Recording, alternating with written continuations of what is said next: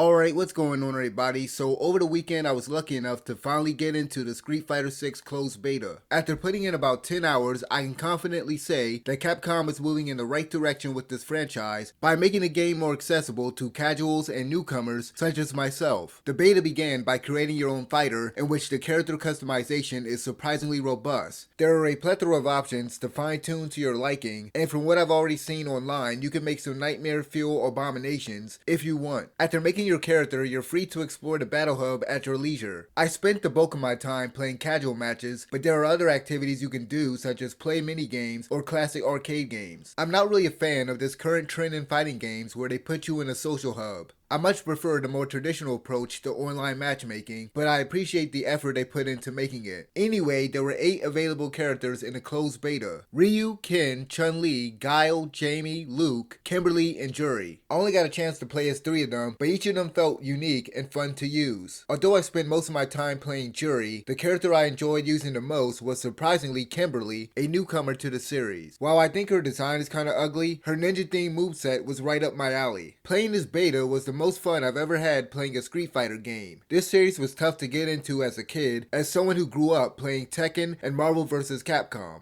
I tried getting into Street Fighter 4 when that came out, but it was too complicated. If you're a casual player or relatively new to the genre, then you'll likely be able to relate to the frustration of trying to figure out how to perform complicated motions to execute a particular move. This latest entry makes things easier for those people by streamlining the controls and providing an optional modern setting, which allows for more simplistic inputs to pull off flashy attacks. I'm so glad that the developers did this because it made pulling off certain moves a lot easier when I found the traditional motions cumbersome to perform in the heat of battle. I know that there are probably people out there that might frown upon Capcom's decision to make the game more accessible and fear that they might be dumbing it down. While I'm not experienced enough with this franchise to say for certain, I don't think that will be the case. I fought a lot of people that weren't very skilled at the game just like myself. However, I would occasionally get matched up with a really good player that knew the game inside and out and knew just how to punish my every careless mistake. I believe this game will still be rewarding for the sweaties that love to spend hours in the lab perfecting their devastating combos. The classic control scheme is available for series veterans that enjoy the more traditional layout. Besides the modern control type that switches from a 6 attack button layout to just 3, this new entry also adds new mechanics that utilize the drive gauge right below the health bar. The 3 attack button layout is a welcome option as someone who never understood the need for that many attack inputs and thought that the naming convention didn't always make sense. My only gripe is that you can't chain light, medium, and heavy attacks together in succession like in Multi Blood or Dragon Ball FighterZ. It's been a long time since I've played Street Fighter, so maybe that's just always been the case, but I personally found it restrictive. Besides that, the new drive system is an excellent addition to the game, giving players more tools to counter, parry, and punish your opponents. There are several new mechanics that utilize the drive gauge to perform different actions. For example, the drive parry allows you to not only parry attacks, but also reflect them as well and restore some meter in the process. I like the effects for the drive impact, a powerful striking move that functions as a great counterattack option. Since it has armor on it, it can even wall splat blocking opponents in the corner.